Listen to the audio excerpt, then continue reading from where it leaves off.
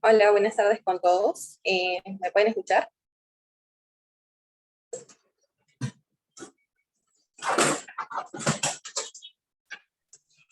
Sí, sí, ¿Me confirma si me escuchan? ¿Sí?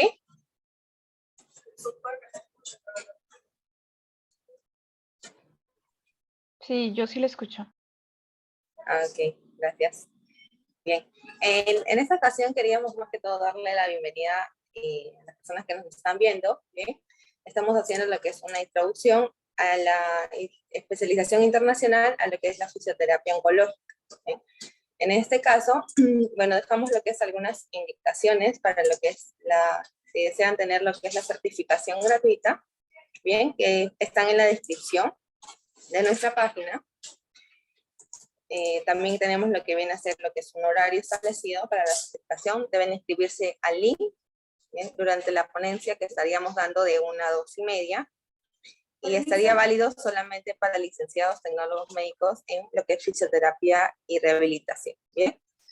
En este caso nos está acompañando la licenciada Ana Laura González, ¿bien?, desde Aguascalientes, México.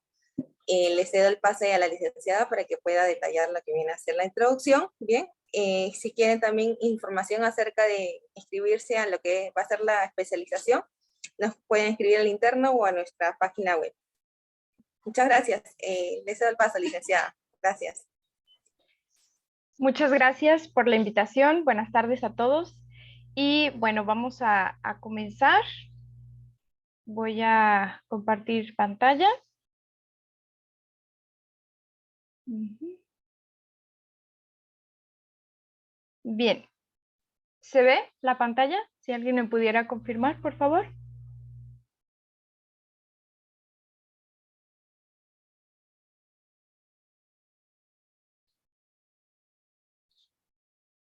Sí, licenciada, sí se ve. Ok, muy bien, muchísimas gracias.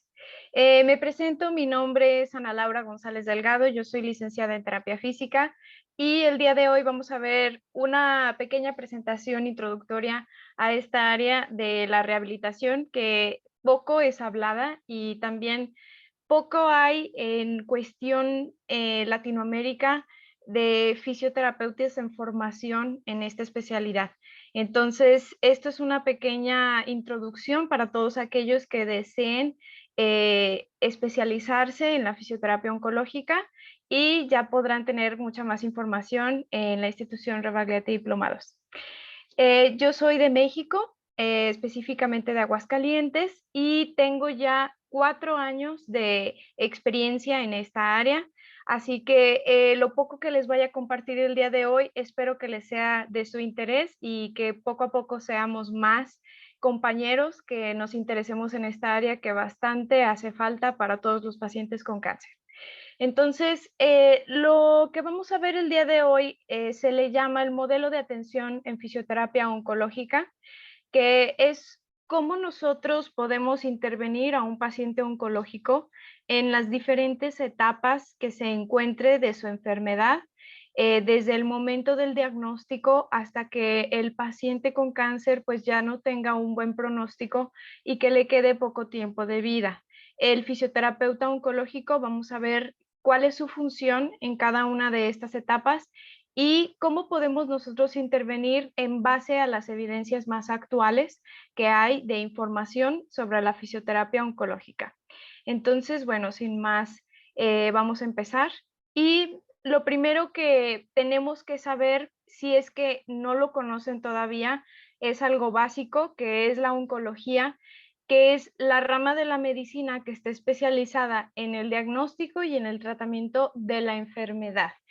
Todos aquellos médicos oncólogos se encargan desde que el paciente tiene la sospecha de esta enfermedad, pues ya son derivados a esta área de especialidad para posteriormente realizar pruebas y corroborar el diagnóstico de cáncer. Y también nos sirve para poder estadificar en qué etapa se encuentra mi paciente y así es mucho más fácil pues darnos cuenta qué tan avanzado o qué tan temprano fue el diagnóstico de la enfermedad. Gracias a esto, nosotros podemos determinar el tipo de tratamiento que mi paciente va a recibir. Entonces, hay muchos tipos de tratamientos y todo esto depende de la etapa y de, digamos, el diagnóstico molecular y también del diagnóstico histológico del tipo de cáncer que tenga mi paciente.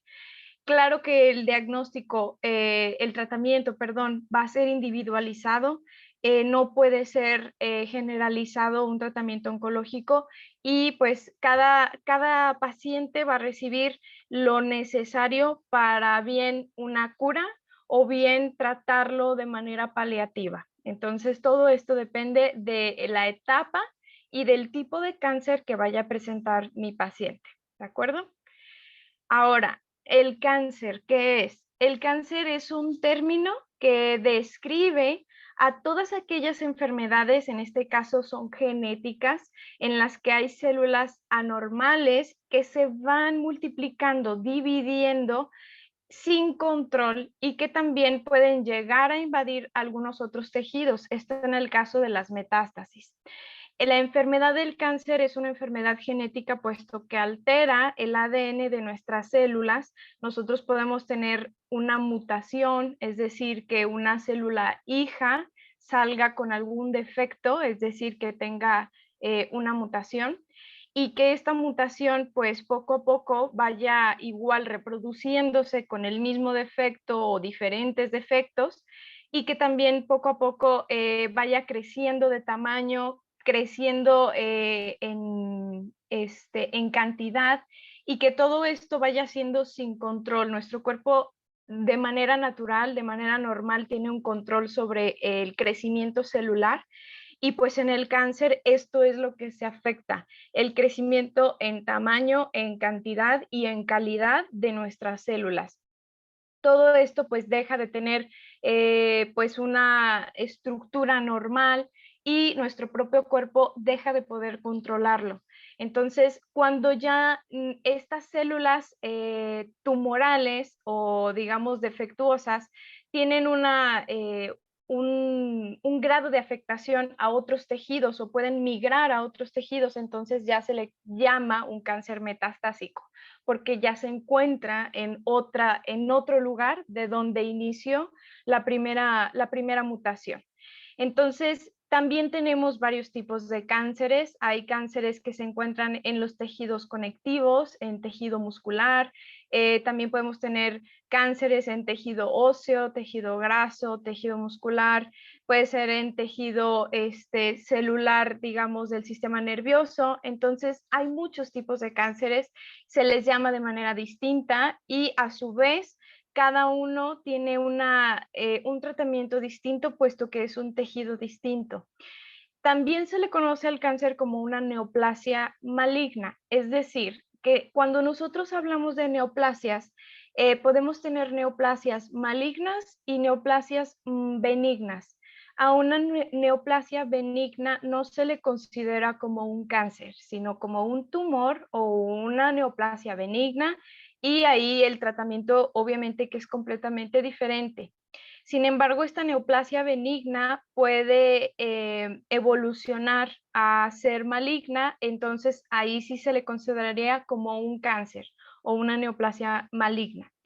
Después de esto, cuando ya se le convierte en una neoplasia maligna, entonces el tratamiento va a cambiar, va a ser muy distinto y mucho más si se le detecta tardíamente y permitimos que el cáncer avance y que migre a otros tejidos y se vuelva una metástasis, entonces claro que el pronóstico, el tratamiento va a cambiar. Bien. Vamos a hablar un poquito de datos mundiales muy importantes, puesto que el cáncer es una de las enfermedades con mayor incidencia y tasas de mortalidad a nivel mundial.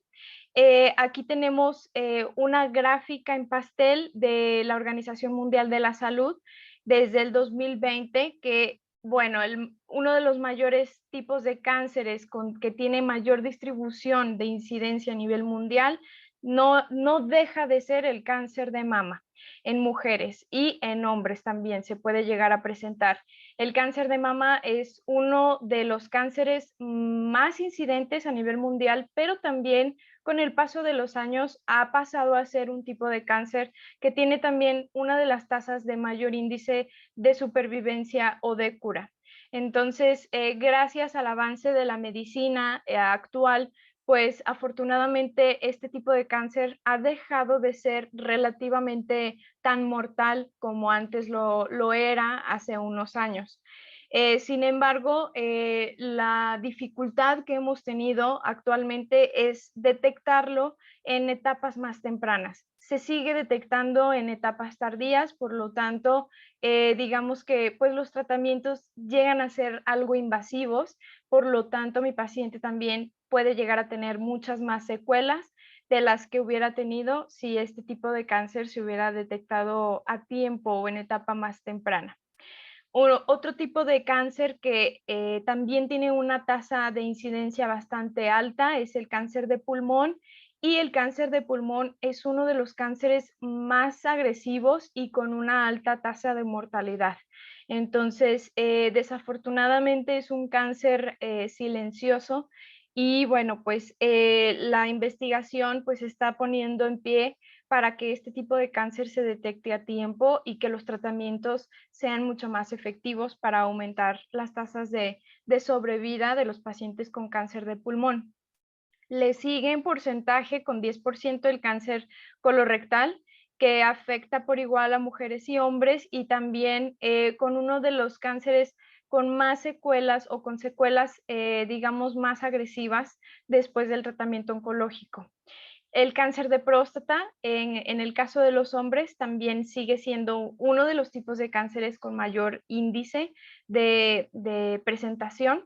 El cáncer de estómago, el cáncer de hígado, el cáncer cervicouterino en el caso de las mujeres, y el resto de cánceres, 46%, se incluyen cualquier otro tipo de cáncer, incluyendo cáncer infantil, pueden ser los mielomas, pueden ser otro tipo de sarcomas, entre otros, ¿de acuerdo? Entonces, la importancia de saber esto es que de toda la población mundial, nosotros podemos tener 19 millones de personas con cáncer al año. Entonces, esta enfermedad, pues es bastante importante que nosotros como fisioterapeutas podamos tener algo de acción, porque es importante que nuestros pacientes tengan este acompañamiento multidisciplinar. Cada año se detectan más casos de cáncer, entonces con el tiempo esperemos que estas cifras disminuyan y que, bueno, en general las secuelas de estos pacientes, que en un momento más las vamos a ver, pues también sean cada vez menores. En cuanto a nuestro papel, vamos a hablar de unas cifras que son bastante importantes. Desde hace casi una década ya se habla que por lo menos el 66% de los pacientes con cáncer sobreviven al menos 5 años tras el diagnóstico inicial. ¿Esto qué quiere decir? Que lo que les comentaba anteriormente, nuestros pacientes, al menos la mayoría o por lo menos la mitad de los pacientes ya tienen una sobrevida mayor de 5 años. Esto es gracias al avance de los tratamientos oncológicos. Y por supuesto que entre más temprano se detecta la enfermedad, mayor es mi pronóstico de vida y de superar la expectativa de 5 años. También se sabe que más del 50% de estos pacientes llegan a presentar algún tipo de alteración funcional, es decir, que por lo menos la mitad de todos los pacientes con cáncer tienen alguna alteración en el movimiento, en algún otro tipo de actividad en su vida diaria que le impide realizarla de manera adecuada, y que, por supuesto, nosotros como fisioterapeutas podemos tener un papel para que estas alteraciones funcionales disminuyan o, en el caso de realizar una fisioterapia temprana, pues no se presenten del todo. También tenemos que del 60 al 90% de las personas con cáncer sí pueden efectivamente realizar algún tipo de actividad física, cosa que espero que con el tiempo vaya cambiando. Por lo menos aquí en México, la mayoría de las personas, lo que se les indica desde el momento uno que les diagnostican la enfermedad y conforme van pasando por las diversas etapas de los tratamientos y van generando secuelas, lo que se generaliza entre el gremio de tratamiento oncológico es que no pueden o no deben realizar algún tipo de actividad física por algún motivo que a lo mejor hace unos 30 o 40 años, pues tenía otro tipo de fundamento, pero actualmente con la bibliografía que hay y el sustento de las guías internacionales actuales, realmente sí podemos realizar actividad física con la mayoría de los pacientes. Son pocas las contraindicaciones para que un paciente con cáncer pueda no realizar ejercicio o alguna actividad física. Casi al final de esta ponencia vamos a revisar un poco acerca de este tipo de contraindicaciones en la actividad física y se darán cuenta de que la mayoría pues son pocas y ya no se habla de contraindicar el ejercicio, sino más bien de modificarlo o adaptarlo para que mi paciente pueda realizar el ejercicio y pueda satisfacerse de todos los beneficios que ahora se sabe que el ejercicio puede brindarle al paciente oncológico. Y por último, también sabemos que el 27% puede el ejercicio reducir a este porcentaje la tasa de mortalidad. Entonces, a un paciente con cáncer, cuando nosotros lo abordemos, lo que deberíamos ofrecerle como nuestro servicio, sí como, digamos, como en primer plano, una calidad de vida. Está bien, pero más que calidad de vida, hay que ofrecerle tiempo, vida en sí, porque a los pacientes con cáncer, lo que más desean o lo que más anhelan, independientemente de la calidad de vida, es tiempo, es vida. Ellos lo que quieren es sobrevivir. No importa en qué condiciones sean, no importa si el 50% presentan algún tipo de alteración funcional, pero lo que ellos quieren y lo que ahora debemos ofrecerles es vida, es tiempo. Por lo tanto, nosotros debemos indicar el ejercicio con otro tipo de énfasis, no tanto con, a lo mejor sí, disminuirle el dolor y la calidad de vida, entre otros beneficios que tiene el ejercicio, pero más que eso, todavía más importante es darles tiempo. Ya después les daremos tiempo de calidad, pero sabemos que ahora el ejercicio les regala más tiempo de vida. Entonces, si nosotros podemos reducir esa tasa de mortalidad, pues qué bueno. Y eso es lo que vengo hoy a enseñarles el día de hoy. Vamos a hablar un poquito del proceso de la enfermedad. Si alguien llega a conocer a una persona con cáncer, pues sabrá por cuáles son las etapas que pasa esta persona. De primera instancia, en el momento del diagnóstico es un shock y para el paciente obviamente que necesita todo el apoyo que pueda tener de sus familiares, amigos, inclusive de sus propios médicos o de todos aquellos que estemos en el área de la salud y que podamos tener ese papel importante como gremio, como les decía, en la enfermedad oncológica.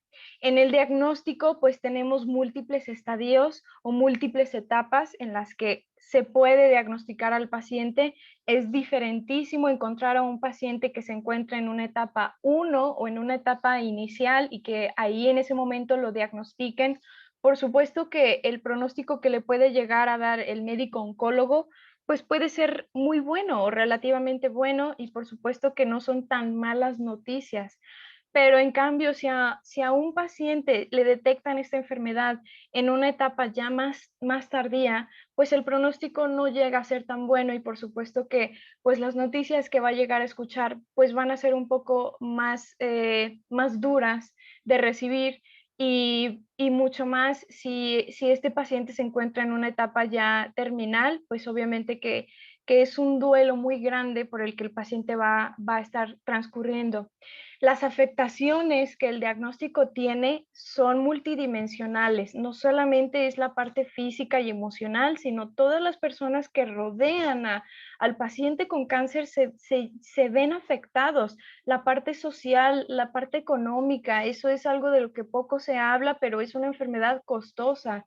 Y no sé, en otros países de donde nos estén escuchando, no sé cómo sean sus sistemas de salud, pero por lo menos aquí en México no todas las personas tienen un sistema de salud, la mayoría lo llegan a tener gratuito, pero la calidad de este servicio de salud no es muy buena y además es extremadamente tardada. Entonces, para la situación económica de esta persona y de quienes lo rodean, obviamente que va a ser un golpe muy duro. Entonces, nosotros tenemos que tener en cuenta todas estas etapas en todos estos aspectos como fisioterapeutas para poder ayudar de manera integral al paciente y tener un poquito de empatía de cómo es que se está sintiendo y cómo lo puedo acompañar yo en cada etapa, ¿sí? No solo desde la parte física, sino también un poquito desde la parte emocional.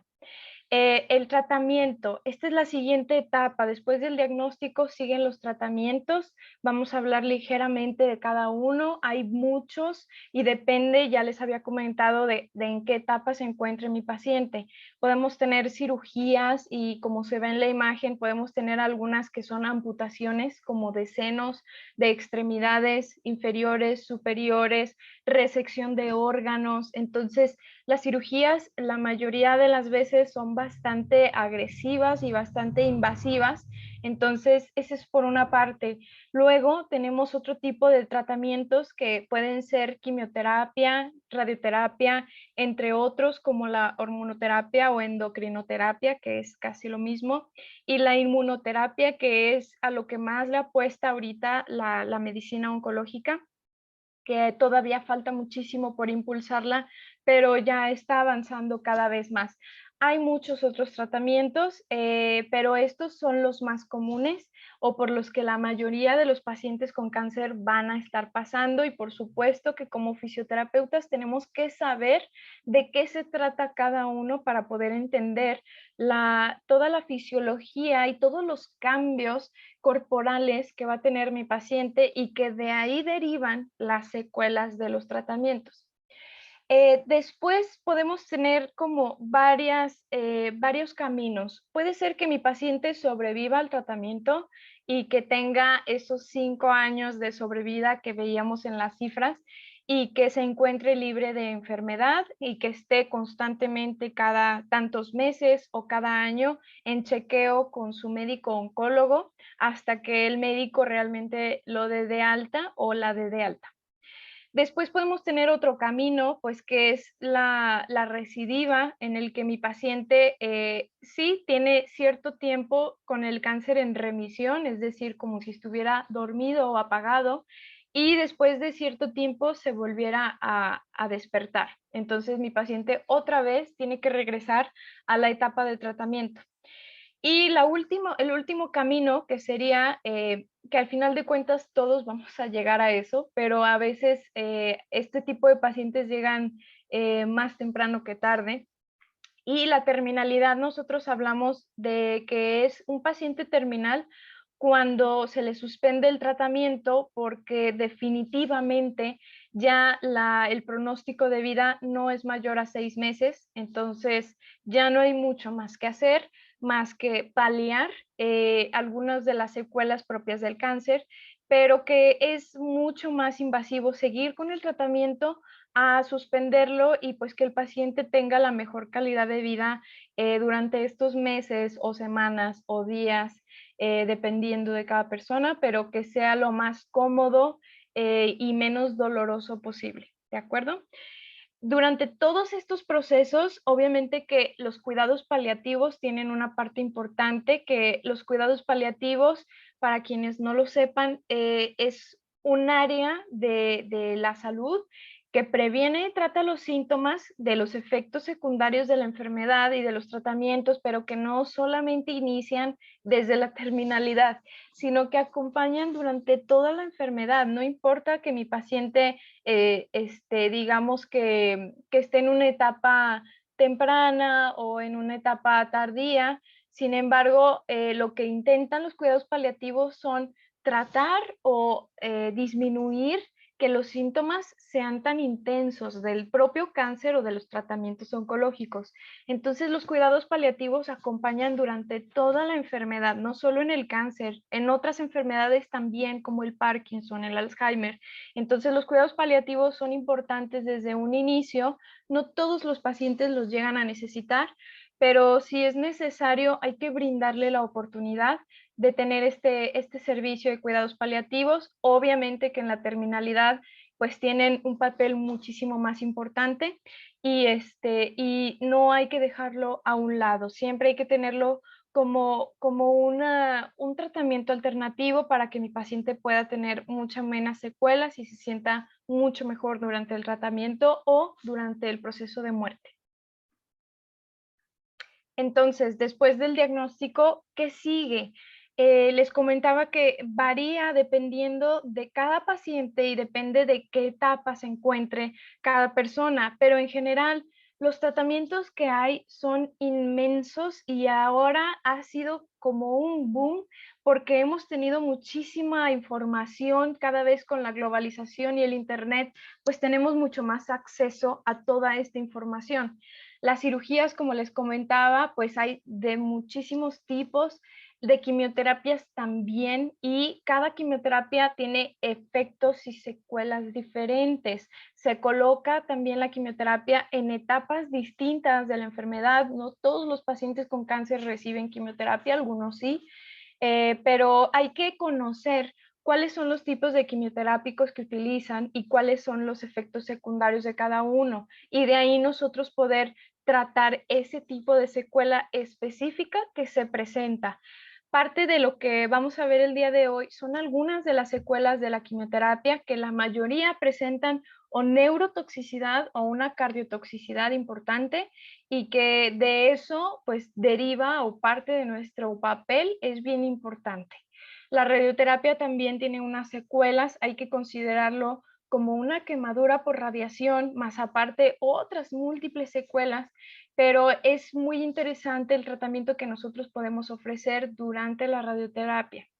La terapia hormonal también, generalmente este tipo de tratamiento tardan años con este tratamiento, si no es que de por vida, depende de en qué etapa se encuentre mi paciente, pero generalmente son medicamentos que dan durante unos 5 años, incluso un poco más. La inmunoterapia también es un tipo de tratamiento que les comentaba que está como en auge desde hace algunas décadas y que cada vez tiene más peso en el tratamiento efectivo y de la sobrevida de nuestros pacientes. El salvamento de miembro, sobre todo en los cánceres de hueso como osteosarcomas o sarcomas de Ewing, que lo que tratan los médicos cirujanos oncólogos es de preservar la extremidad o el hueso lo mayor posible y evitar una amputación. Entonces, también es una alternativa bastante interesante. Igual, no en todos los pacientes se puede salvar el miembro o la extremidad, pero en los casos que sí, pues son un éxito y pues le preservan muchísima más calidad de vida al paciente. Y también tenemos los tratamientos con trasplante de médula ósea, sobre todo para pacientes que tienen algún tipo de cáncer en sangre o en sistema inmunológico. Entonces, este tipo de tratamiento nosotros como fisioterapeutas en un inicio, pues es delicado porque son pacientes que se tienen que aislar durante mucho tiempo para que realmente pueda ser efectivo este tratamiento. Entonces, hay que conocer un poquito, aunque no seamos médicos oncólogos, pero es importante que sepamos de qué se trata, qué es lo que le están haciendo a mi paciente y qué secuelas le puede provocar y en cuáles sí yo puedo entrar y puedo ayudar, ¿de acuerdo? Hay otros tratamientos, pero bueno, es como una variedad. Ahora, ¿qué efectos adversos pueden tener mis pacientes con cáncer? La lista es interminable. Entonces, aquí, bueno, lo más común que pueden llegar a presentar es dolor, por supuesto. Y aquí, pues claro que nosotros como fisioterapeutas podemos tener un papel y desarrollar, pues a lo mejor algún tratamiento y limitar o por completo eliminar el dolor del paciente. También podemos tener una secuela muy común y poco hablada, por lo menos aquí en México casi no se habla, y si se habla es como por debajo del agua o se habla con miedo. Y el linfedema tiene tratamiento, no tiene cura, pero tiene tratamiento y se le tiene que dar a conocer al paciente qué es el linfedema y que existe realmente un tratamiento para esto y no se le debe ocultar. Entonces, todo estas secuelas, la fatiga, la debilidad, las náuseas, vómito, el que se le caiga el cabello, incluso eso, nosotros podemos entrar como alguna herramienta fisioterapéutica, que ahorita la vamos a ver, está bastante interesante. Nosotros también podemos entrar en eso. Hay otro tipo de secuelas un poquito menos notorias porque es algo que no se ve, pero está ahí, como por ejemplo la sarcopenia, que es la pérdida de masa muscular. También se encuentra la neutropenia, tenemos también anemia, son cosas que no se ven a simple vista, pero que a mi paciente le están generando diversas secuelas y que le impiden incluso seguir con el tratamiento. A veces tienen que suspender los tratamientos para que mi paciente pueda recuperarse y volver otra vez a iniciar. Entonces, ¿qué tan importante nosotros podemos incluso evitar que se frene ese tratamiento oncológico? Puede ser la quimioterapia o la radioterapia, y que mi paciente pueda continuar y sea efectivo su tratamiento. Podemos tener otro tipo de secuelas como coágulos sanguíneos, sobre todo después de las cirugías, si no se tiene un buen cuidado de la cicatriz o de la zona en donde se realizó la cirugía. Podemos tener otro tipo de secuelas como síndrome de red axilar, que es un acordonamiento, una fibrosis del colector linfático, sobre todo en mastectomías, fibrosis y adherencias en la mayoría de los pacientes que se les aplica radioterapia, lesiones nerviosas, fragilidad ósea o incluso osteoporosis, complicaciones osteomioarticulares que tengan alguna deficiencia muscular, la radiodermitis, que es una inflamación en la piel cuando se les realiza la radioterapia, xerostomía, que es la disminución de la salivación en el paciente, el trismo, que es la dificultad o la limitación de la apertura de la articulación temporomandibular. También igual, sobre todo en pacientes con radioterapia, sobre todo en esta zona de cara o cuello. Alteraciones en el esquema corporal, alteraciones de memoria, sobre todo en pacientes con quimioterapia, hay ansiedad, depresión, entre muchísimos otros trastornos psicoemocionales, y no necesariamente con pacientes que estén durante el tratamiento, sino por el simple hecho de tener la enfermedad o incluso desde el diagnóstico se pueden desarrollar estos trastornos psicoemocionales y que necesitan ser derivados por cualquier profesional de la salud a psicología o incluso a psiquiatría. Entonces, si yo tengo un paciente con cáncer y estoy detectando que tiene algún trastorno emocional que le está comprometiendo su vida o desarrollarse adecuadamente con quienes lo rodean o en su trabajo o en sus actividades diarias, entonces es importante saber que puedo yo derivar con alguien que lo pueda o la pueda ayudar. Anedonia, que es la falta de deseo por realizar algo o por querer hacer las cosas, simplemente no quieren hacer nada. Y por supuesto disfunciones o alteraciones sexuales en hombres y en mujeres, y cosa que poco se habla y es bien importante, es parte del desarrollo humano. Entonces es una necesidad humana y es importante también hablar de eso. Hay muchísimas otras secuelas y efectos adversos propios de los tratamientos o propios de la misma enfermedad. Y les digo, la lista es interminable, pero estos son algunos y algunos de los más comunes. En conjunto, la mayoría de los tratamientos generan algo que se llama toxicidad multisistémica, y no es más que el acúmulo de secuelas y de afectaciones en todos los sistemas de mi cuerpo. Y esto se puede derivar de los tratamientos propios del cáncer. Obviamente que hay factores riesgo de base como todas las enfermedades, como ser hipertenso, ser diabético, tener otra comorbilidad, ser fumador, también la misma edad, entre más grandes sean la persona, obviamente tienen mucho mayor riesgo de presentar la toxicidad multisistémica.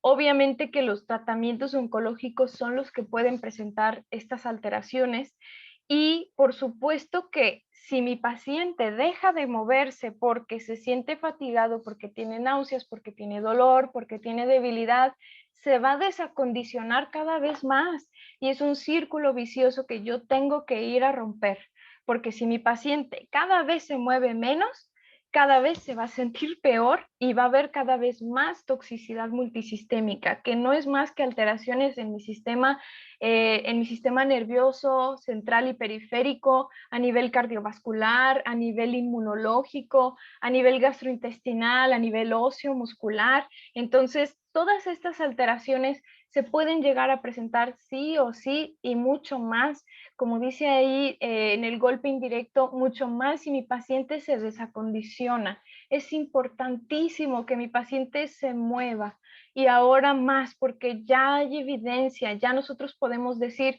aquí está, mi paciente se tiene que mover y la evidencia actual lo dice, evidencia de altísima calidad. Entonces, importante que esto lo sepan los pacientes, sepan que puede suceder y que también sepan cómo lo pueden prevenir o cómo lo pueden mitigar. Tienen que hacérselo saber. Ustedes tienen que ser portadores de esta información. ¿Qué es lo que puede llegar a pasar? ¿Por qué es tan mala la toxicidad multisistémica? Si ustedes se fijan en la línea azul, voy a tratar de tener aquí el puntero. Si ustedes se fijan en la línea azul, esto es un paciente sin cáncer, es la línea de los años en general. Obviamente que el envejecimiento nosotros no lo podemos detener, no tenemos un elixir de la vida, pero sí, obviamente que con el envejecimiento nuestras capacidades fisiológicas en general van a ir disminuyendo. Eso no va a cambiar. En cambio, en la línea rosa, mi paciente con cáncer va igual, ¿no? Aquí va envejeciendo, normal, pero ¡pum! Llega un diagnóstico de cáncer y ¿qué es lo que sucede? Tratamientos oncológicos y mi paciente, toxicidad multisistémica, se va para abajo. ¿Por qué? Porque hay una afectación en general en todos mis sistemas, en todos, y eso hace que todas mis reservas fisiológicas disminuyan. ¿Y qué pasa si mis reservas fisiológicas disminuyen? Pues por supuesto que mi paciente no va a tener el mismo pronóstico de vida que un paciente sin cáncer sano y que está envejeciendo igual, pues por lo menos a lo mejor y dura unos cuantos años más de vida, pero si mi paciente no hubiera tenido este bajón de reservas fisiológicas, pues a lo mejor hubiera tenido un pronóstico de vida un poquito mejor, ¿no? Claro que al principio, pues a lo mejor y es asintomático, mi paciente no llega a tener síntomas de esta toxicidad multisistémica, pasan algunos años y entonces ahora sí, mi paciente ya empieza a tener disfunciones sintomáticas, ya se empieza a sentir mal, ya le empiezan a fallar diversos órganos o sistemas y por supuesto que esta morbilidad crónica va a disminuir la tasa de sobrevida de mi paciente y va a aumentar pues la mortalidad, el riesgo de mortalidad a temprana edad, sobre todo. Entonces, bueno, imagínense que es un paciente de 30 años y que solamente le estamos dando 15 años de sobrevida, mi paciente solamente va a durar hasta los 45 años. Entonces, la fisioterapia, ¿qué es lo que puede hacer? Da esperanza y sobre todo esperanza de vida. Eso es lo más importante. El papel del fisioterapeuta oncológico hace que podamos prevenir o minimizar todas estas complicaciones de las que hablábamos, que les comentaba que la lista es interminable. Puede controlar o aliviar los síntomas de aquellas complicaciones que no tengan cura, pero sí podemos minimizarlo, o sea, que no lo sienta tanto y que pueda tener una mejor calidad de vida, por supuesto. Podemos también mantener la función de los diversos sistemas cardiovasculares, pulmonares, linfáticos, gastrointestinales, metabólicos, inmunológicos a nivel general. El ejercicio ahora se sabe que tiene una función importantísima a nivel inmunológico. Y por supuesto, aumentar la tasa de supervivencia. Es lo que les venía diciendo desde un inicio. Le tenemos ya que ofrecer al paciente sobrevida, no solo calidad de vida, ¿de acuerdo? Entonces, ahora sí, nosotros entramos en acción, ¿no? Vamos a ver el modelo de atención en fisioterapia oncológica. Hay diversas etapas de la enfermedad, como lo acaban ustedes de observar, y por supuesto que el fisioterapeuta en cada etapa de la enfermedad tiene una función completamente diferente. Tenemos nosotros la prehabilitación, que se le conoce como las intervenciones que se realizan desde la fisioterapia y que pueden preparar, como se le llama, prehabilitar o preparar al paciente para lo que viene. Entre más tiempo tenga yo para preparar a mi paciente, mucho mejor. Y no hay mejor que eso que la prevención. Cada uno de nosotros podemos prehabilitarnos. Nada está escrito y nosotros no podemos saber si a lo mejor en un año, en 5 o 10 años vamos a tener cáncer. Entonces, entre más tiempo tengamos nosotros para prepararnos o prehabilitar nuestro cuerpo para lo que sea que venga, y tengamos un mejor estilo de vida saludable, con ejercicio, nutrición y buenos hábitos de vida, qué mejor, porque lo que voy a hacer es aumentar esas reservas fisiológicas desde mucho tiempo antes y por supuesto que eso va a aumentar mis tasas de supervivencia. Tenemos la habilitación, que es la fisioterapia o las intervenciones fisioterapéuticas que se realizan durante los tratamientos oncológicos, es decir, que mi paciente le acaban de realizar una cirugía y nosotros vamos ahí. Mi paciente está en quimioterapia, nosotros estamos ahí, y mi paciente está en radioterapia, también estamos ahí. Entonces, estamos al pie del cañón en la habilitación durante todos los tratamientos que mi paciente reciba. Es durante los tratamientos oncológicos. Y después tenemos la rehabilitación, que son las intervenciones fisioterapéuticas en las que mi paciente pues ya digamos que tomó algún camino, como les decía. Puede ser que esté en la supervivencia, que ya tenga 5 años sin enfermedad activa, pero que tenga todavía secuelas de los tratamientos, a pesar de que el cáncer no esté activo. Podemos también tener el caso de un paciente con recidiva y que vuelva otra vez a estar en los tratamientos oncológicos, o bien que esté en una etapa avanzada de la enfermedad y que puede durar a lo mejor 10, 15 años así en esa etapa y que tenga alguna secuela propia del cáncer o de los tratamientos a largo plazo. Y por supuesto los cuidados paliativos, que les comentaba que estos van desde un inicio, desde el diagnóstico, y acompañan en cada etapa, y por supuesto la gran importancia en la terminalidad, y nosotros también podemos tener un papel ahí en esa etapa, en la terminalidad, ¿de acuerdo?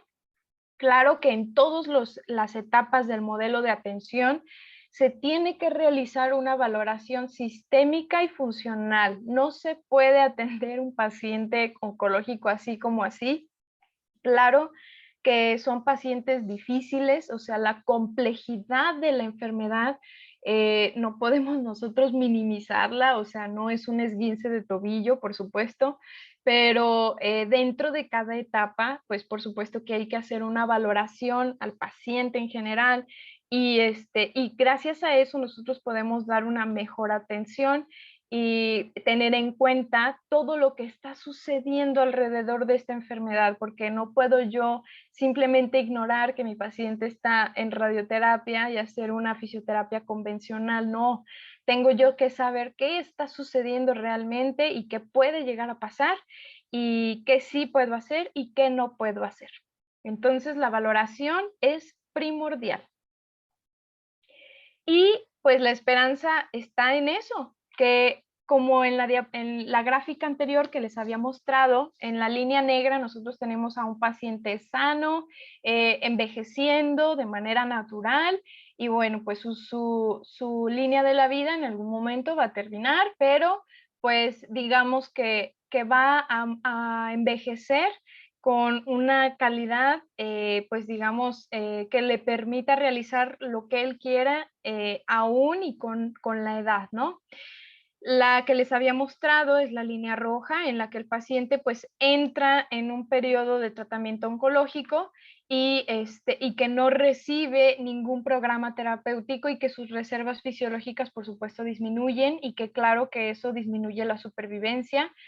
Y lo diferente sería, o lo que ojalá en algún momento a nivel mundial pudiéramos hacer esto, es que mi paciente fuera la línea azul. Aquí mi paciente recibe el diagnóstico, si se fijan, hay una pequeña elevación porque hay un pequeño tiempo que tengo yo para aumentar las reservas fisiológicas. En cuanto lo diagnostican, prehabilitación, rapidísimo.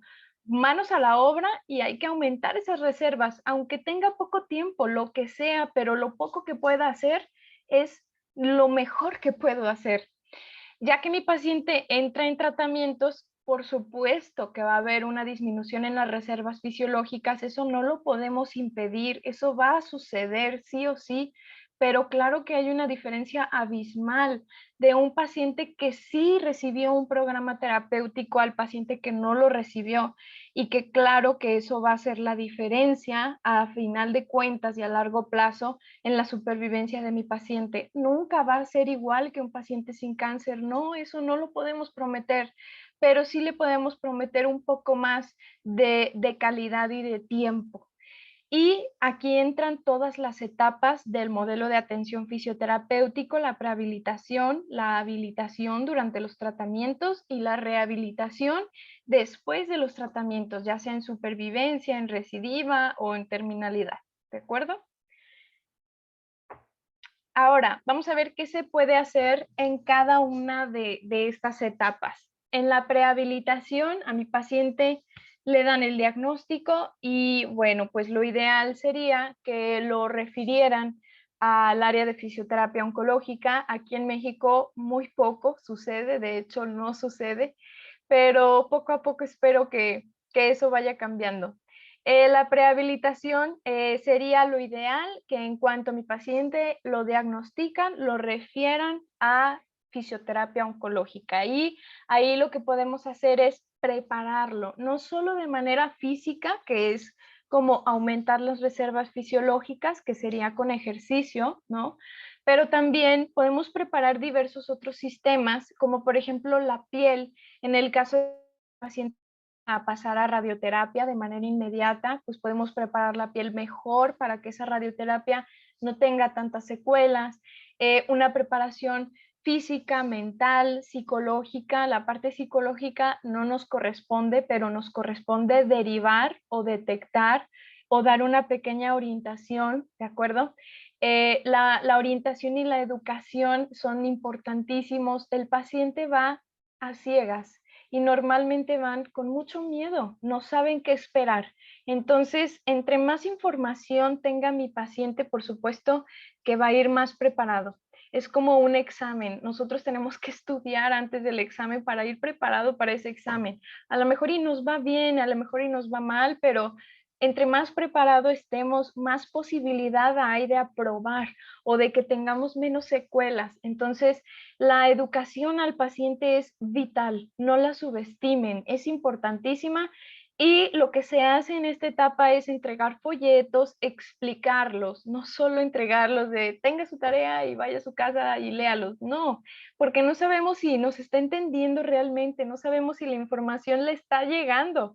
Muchas veces que llegan con el diagnóstico, o sea, la información entra por aquí y sale por acá y el paciente no te está escuchando realmente. Entonces, es mejor entregar la información por escrito, de preferencia de manera física, no virtual, porque de manera virtual, digamos que sí se absorbe, pero no hay nada como lo físico, ¿no? Entonces, lo físico es más fácil para el paciente tenerlo aquí y estarlo leyendo y junto con el terapeuta o el médico que estén viendo cada paso, qué es lo que puede pasar, qué es lo que tiene que hacer y todo lo que hay que, digamos, preparar para lo que viene, ¿no? Entonces aquí lo que realizamos son folletos informativos o explicaciones con un pizarrón o con dibujos, lo que sea más fácil de que mi paciente pueda entender, ¿no? Normalmente si van para cirugía, se les da con folletos qué es lo que tiene que realizar desde el día 1 de la cirugía a día con día, qué es lo que debe realizar en casa hasta que pueda retornar o regresar a las terapias de manera presencial o física. Entonces, si nosotros no podemos estar ahí en el hospital, entonces lo ideal sería que el paciente supiera antes de que lo operen qué es lo que debe de hacer y qué es lo que no debe de hacer. Y aquí viene la pregunta del millón. ¿Pueden las personas con cáncer hacer ejercicio? Y bueno, algunos a lo mejor sabrán que sí y algunos a lo mejor sabrán que no. Pero aquí lo que les quiero traer es algo que es algo importante, no sé en otros países cómo sea, pero por lo menos en México es oro.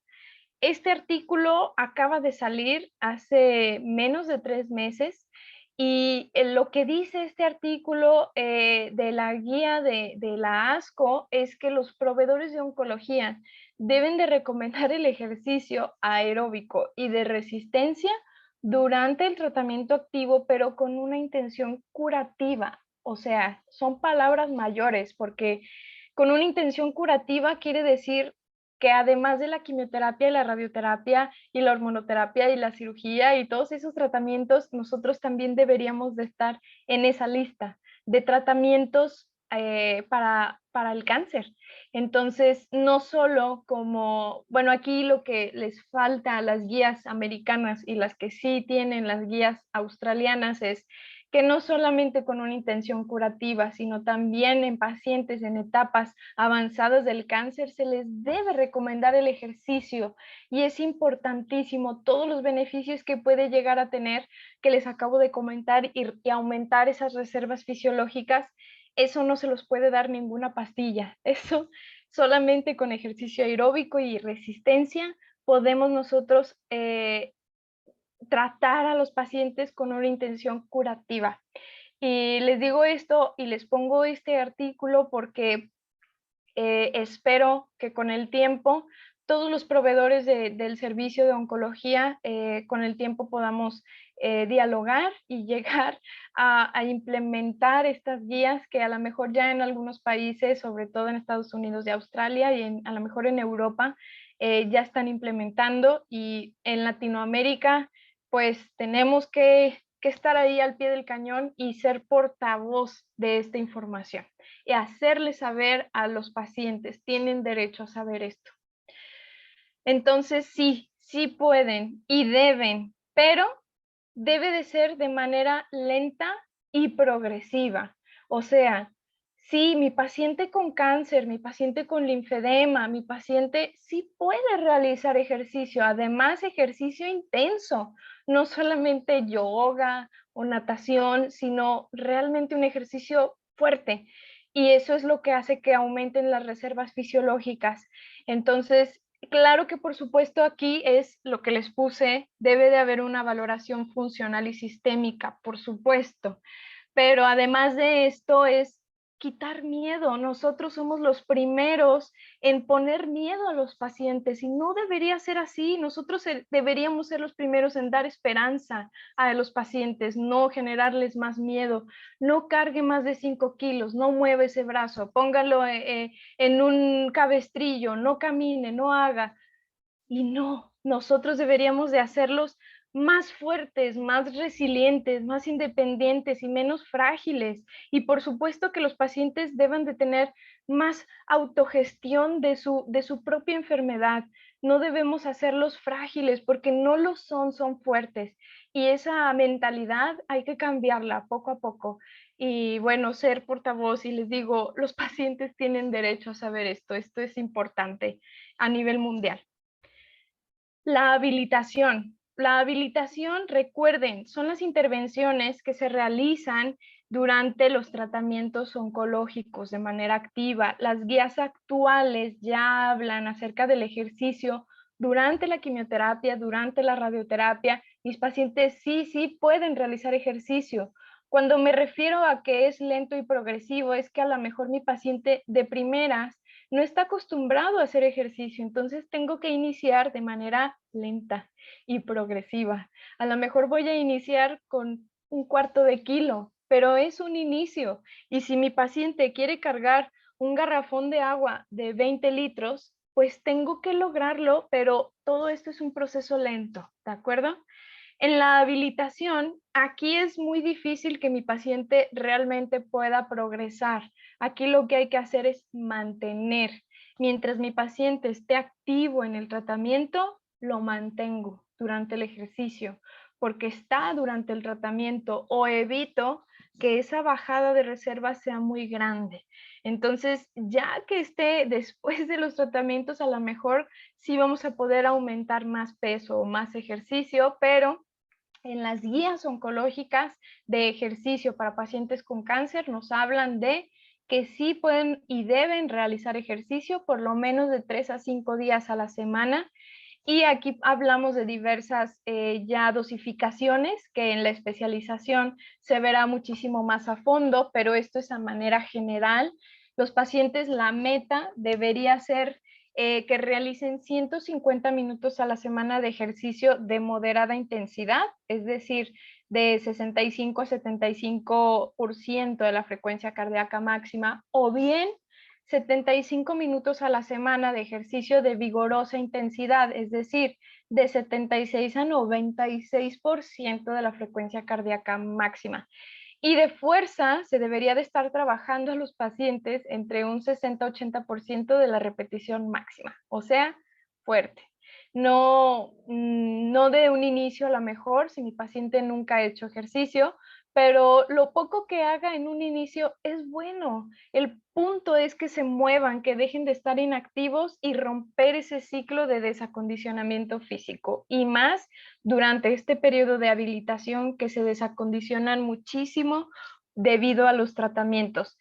Hay algunos estudios que hablan sobre el ejercicio un día antes de la quimioterapia para disminuir los efectos cardiotóxicos y neurotóxicos. En ese artículo de la esquina inferior derecha habla de los efectos protectivos contra la doxirubicina, que es un tratamiento quimioterapéutico, para disminuir la cardiotoxicidad en pacientes con cáncer de mama. Entonces, ya se habla de este tipo de intervenciones, de un día antes trabajar un ejercicio aeróbico intenso para que el quimioterapéutico sea mucho más efectivo, haga realmente su trabajo bien y genere menos secuelas, ¿de acuerdo?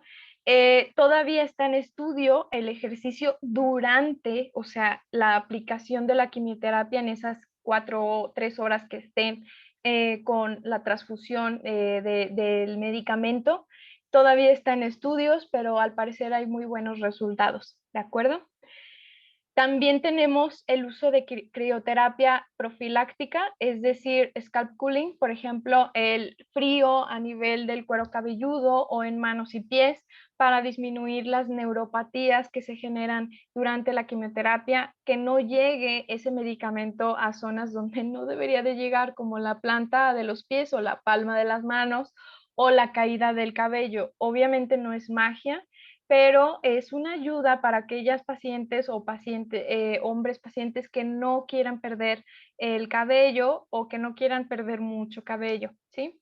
Y también podemos hablar de cómo podemos ayudar al paciente con náuseas o vómito quimioinducidos. Y hay algunos artículos de bastante calidad que hablan acerca del uso de TENS para puntos de electropuntura, como el punto P6, que se utiliza para náuseas y vómito. Entonces, todo esto, les digo, no es magia, pero es ayuda, aunque sea de mediana evidencia, pero la evidencia está. Entonces, en algunos pacientes, en base a mi experiencia, sí les ayuda, en algunos no, pero por lo menos es una herramienta más que podemos tener y que podemos ayudar. Lo de la crioterapia, eso se realiza en la mayoría de los hospitales de Estados Unidos y de Europa. Entonces, sí, esa sí tiene muy buena evidencia y es de bastante ayuda. También tenemos algún otro tipo de neuropatías o, por ejemplo, las alteraciones en el lecho ungueal, como se ve en la imagen inferior e izquierda, que se les caen las uñas o se descama la piel de las plantas o de las palmas de las manos. También nosotros podemos utilizar otro tipo de agentes físicos como el láser, entre otros, la acupuntura, el TENS, el entrenamiento sensoriomotor o el masaje. También pueden ayudar bastante a disminuir los efectos de la neuropatía quimioinducida, y que podemos nosotros también controlar o prevenir la aparición de estas secuelas, entre muchísimos otros. Esto es solamente una pequeña embarrada de lo que podemos hacer. También podemos trabajar, por supuesto, en las adherencias y fibrosis desde la parte un poco de dermatofuncional. Podemos realizar movilizaciones tisulares, estiramientos miofaciales, terapias compresivas. También podemos utilizar el láser o la fotobiomodulación, realizar estiramientos articulares, y podemos nosotros prevenir desde la prehabilitación que aparezcan este tipo de adherencias y fibrosis si se trabaja la piel desde antes, ¿de acuerdo? En la imagen inferior izquierda se ve una paciente mastectomizada recientemente con una adherencia bastante importante en su cicatriz y que le impide realizar el movimiento de hombro de manera adecuada. Entonces, no solamente es como por la parte estética, sino también desde la parte funcional, que mi paciente incluso con esas adherencias no puede realizar el movimiento completo de sus articulaciones. Entonces, es importante trabajar las cicatrices, las adherencias, las fibrosis que pueda tener mi paciente derivadas de la cirugía o de la radioterapia. En las náuseas, lo que les comentaba del TENS, y también se puede realizar acupresión, solamente hacer presión en los puntos de acupuntura sin necesidad del TENS. Y también se puede trabajar la radiodermitis, que es esa quemadura por la radiación y la inflamación que puede generar úlceras en la piel en grados muy severos, y se puede llegar a trabajar con fotobiomodulación.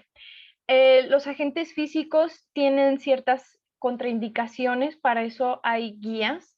No todos los agentes físicos se pueden aplicar en todos los pacientes o en todas las etapas o en todos los tipos de cáncer.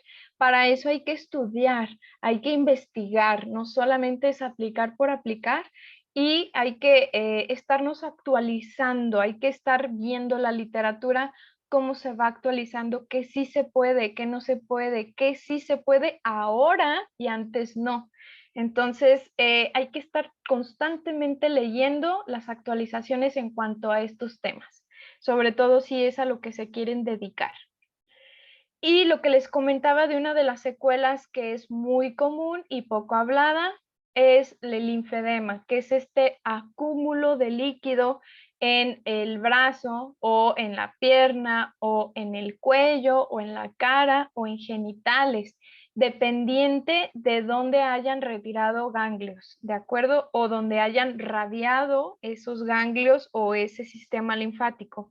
Entonces, el linfedema derivado del cáncer es una de las secuelas más comunes, y que es poco hablada o que simplemente se les dice es normal y así es como va a vivir y siga con eso. Entonces, no es lo ideal. Hay un tratamiento que se le llama terapia descongestiva compleja, que consiste en realizar una terapia compresiva inelástica en el caso de la etapa intensiva. Tiene dos etapas este tratamiento, la etapa intensiva y la etapa de mantenimiento. En la etapa intensiva se realizan estos vendajes, que son materiales especiales, no es cualquier tipo de material, que se colocan varias capas sucesivas con un orden específico y una compresión específica para disminuir el volumen del linfedema, ¿de acuerdo? Después, posteriormente, en una etapa de mantenimiento, se colocarían otro tipo de prendas compresivas para mantener ese tamaño del miembro, ya sea en brazo, en pierna, en genitales, en cara, etcétera. Después seguirían los ejercicios linfomiocinéticos, que son específicos para pacientes con linfedema o como preventivos del linfedema y que ayudan durante el tratamiento compresivo a mejorar el bombeo linfovenoso y por ende a tratar de drenar ese tipo de líquido que en este caso es linfa. También se realizan cuidados e higiene de la piel importantes por igual para que mi paciente no tenga alguna infección o alguna lesión que pueda exacerbar el volumen de mi linfedema. Y el drenaje linfático manual, aquí ya han salido actualizaciones desde el 2020, incluso desde antes, 2019, en las que el drenaje linfático manual solamente se ha visto efectividad en aquellos pacientes que se encuentren en fase subclínica, es decir, pacientes que no estén ni en grado 1, grado 2 o grado 3.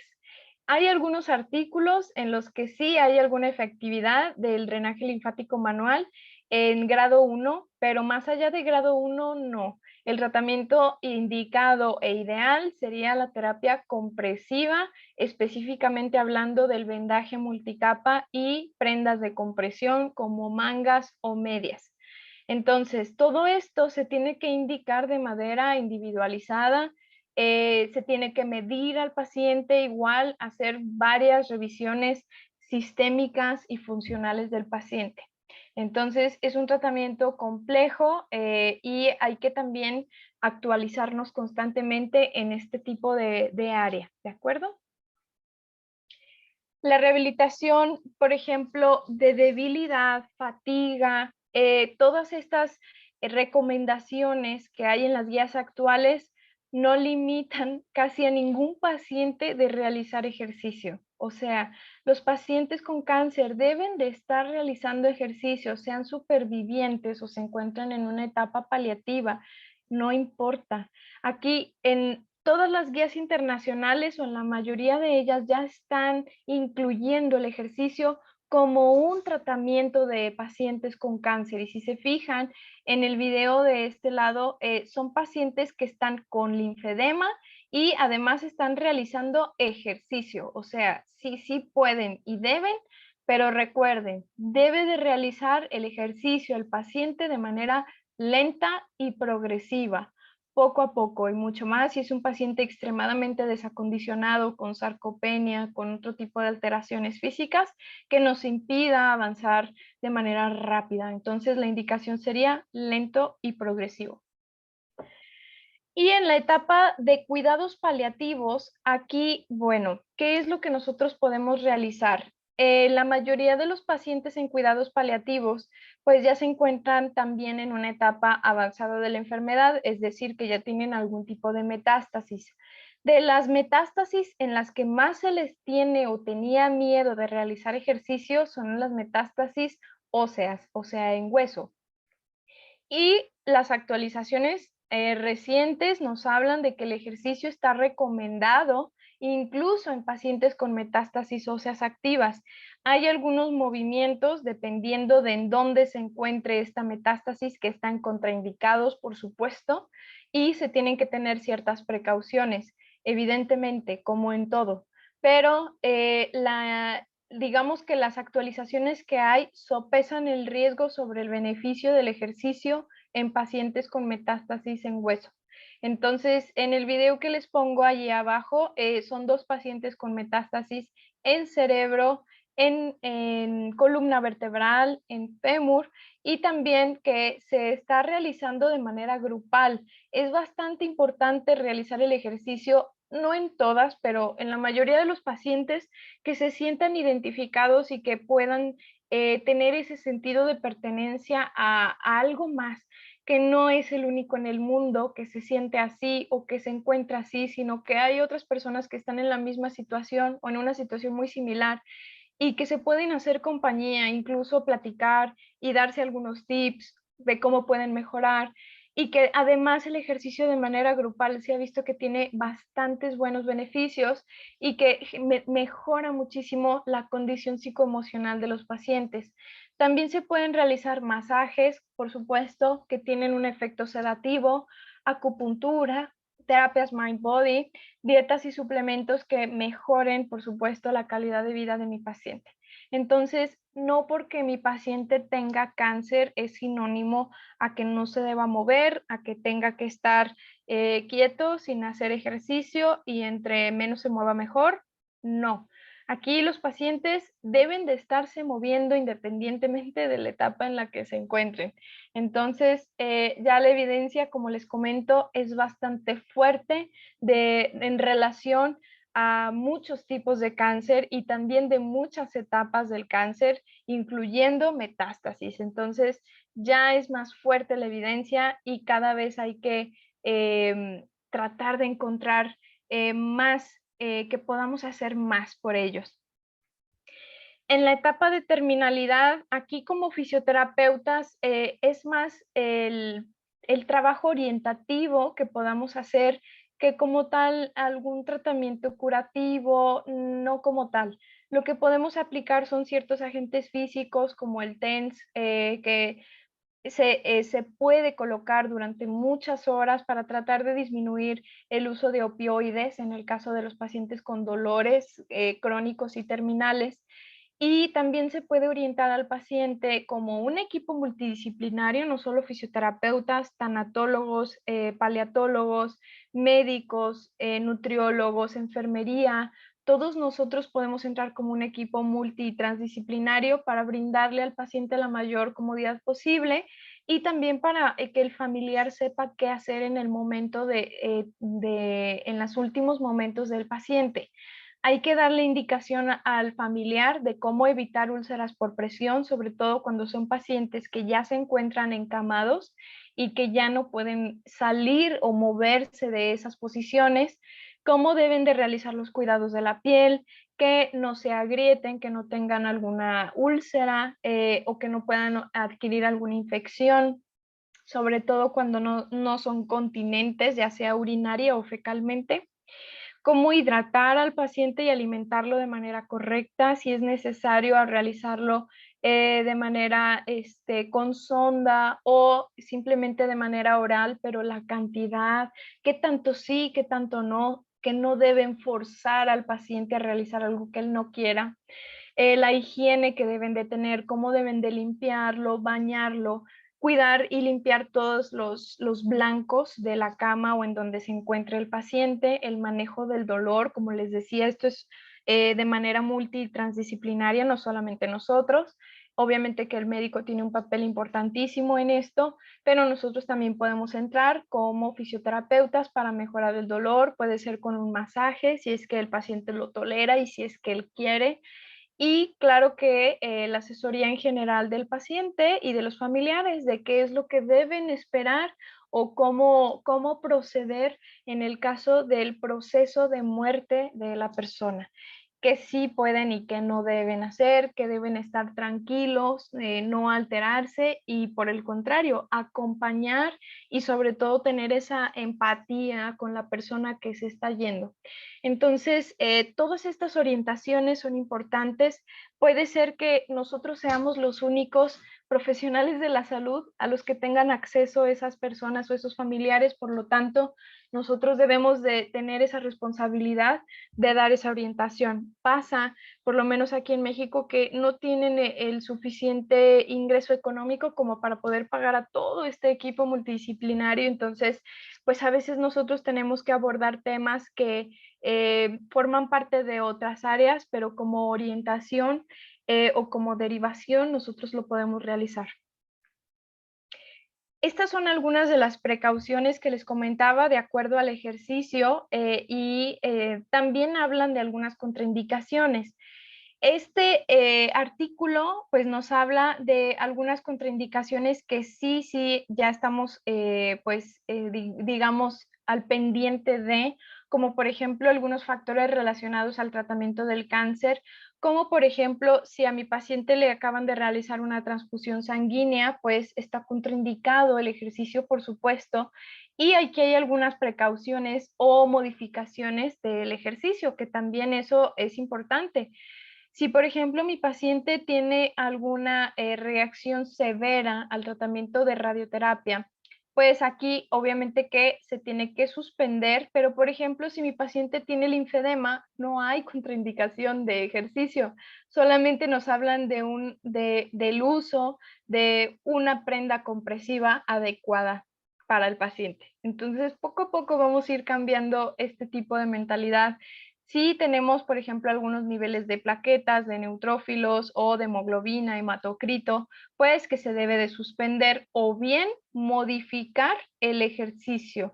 Es más lo que se debe modificar que lo que se debe contraindicar. A nivel musculoesquelético, por ejemplo, si vemos que tiene extrema fatiga o extrema debilidad, aquí este artículo nos habla de que se debe suspender. Este artículo es del 2017 y les quería poner que este artículo es una base de lo que podemos nosotros tener como precaución. Sin embargo, este de acá arriba es un artículo italiano que se publicó en 2018, un año después, en los que las únicas contraindicaciones del ejercicio serían síntomas de un infarto agudo al miocardio y saturación de oxígeno baja. Esa sería la única contraindicación del ejercicio como tal. Entonces, aquí habría que estar comparando la bibliografía y ver qué es lo que más nos conviene dependiendo de cada paciente. La lista es bastante larga de lo que se puede contraindicar, por ejemplo, fiebre, infección aguda, en general puede ser náusea o vómito, y lo que se puede tener precaución o simplemente modificar la cantidad o el tipo de ejercicio que estamos realizando. Entonces, todo esto lo tenemos que tener en cuenta si nos queremos dedicar a la fisioterapia oncológica. Entonces, ¿para qué estamos prescribiendo el ejercicio? No solamente es para mejorar la calidad de vida, para disminuir el dolor, para mejorar algunas funciones musculoesqueléticas. No solamente nosotros tenemos la función de acompañar durante o después del tratamiento, sino desde antes. Y lo que les comentaba desde el inicio y lo seguiré comentando es que estamos prescribiendo para reducir el riesgo de mortalidad con el ejercicio. Les estamos prescribiendo tiempo. Eso es lo que estamos haciendo. En esta gráfica de la Revista Internacional de Ejercicio es nosotros entre más sedentarios seamos, mucho menos por ciento de mortalidad es lo que voy a disminuir. Entre más me mueva, entre más activo sea, mayor es el porcentaje de riesgo de mortalidad que voy a disminuir. En la línea verde, aquí se habla de un ejercicio de moderada intensidad, que era lo que les comentaba en un inicio. Lo ideal en las guías se encuentra en un promedio de 150 minutos a la semana de ejercicio de moderada intensidad, o sea, caminar 20 minutos por milla. Y en un promedio, lo que se recomienda a nivel mundial de ejercicio de vigorosa intensidad son en promedio 75 minutos a la semana y sería correr 10 millas por minuto. Entonces, aquí lo que hacemos es una comparación en esta gráfica de qué tanto porcentaje yo puedo disminuir el riesgo de mortalidad. Por supuesto, les digo que no somos infinitos, pero sí, por supuesto, en un paciente con cáncer, pues el hecho de regalarle tiempo, y claro que tiempo de calidad, pues es mucho más importante que cualquier otra cosa que les podamos ofrecer. Entonces, yo los invito aquí a que reflexionen que ¿Cuál es el tipo de prescripción fisioterapéutica que estamos realizando con nuestros pacientes? No solo con pacientes con cáncer. Estas indicaciones de ejercicio a nivel internacional son para, en general, toda la población. Debemos de tener menos pacientes sedentarios. Les estamos regalando tiempo y además tiempo de calidad, con mayores reservas fisiológicas para que puedan ser pacientes fuertes, resilientes, independientes y que puedan tener una vejez en la que no se sientan como una carga, sino que puedan sentirse como personas independientes que son, no son frágiles. Y como pacientes con cáncer debemos de romper ese mito de que son pacientes frágiles. Nosotros como fisioterapeutas somos ese canal, esa vía para que el paciente pueda ser más fuerte y resiliente en su vida y que el hecho de tener un diagnóstico de cáncer no signifique que tenga que ser frágil. Entonces, los invito a que esta información la puedan ser como un portavoz y que cada vez haya menos pacientes con cáncer con este tipo de secuelas y que cada vez sean más pacientes con cáncer con esa fortaleza y esa resiliencia que nosotros les podemos ofrecer. Yo les agradezco muchísimo su atención y por supuesto quedo atenta a cualquier duda que tengan y aquí están mis vías de contacto por si alguno quisiera tener alguna duda y los invito también a inscribirse en la especialización del Diplomado Internacional de Fisioterapia Oncológica para que puedan aprender un poco más de qué es lo que se puede trabajar con estos pacientes. Es un área bellísima y se necesitan más manos en esta área. Muchísimas gracias. Y cedo la palabra al encargado de diplomados Rebagliati.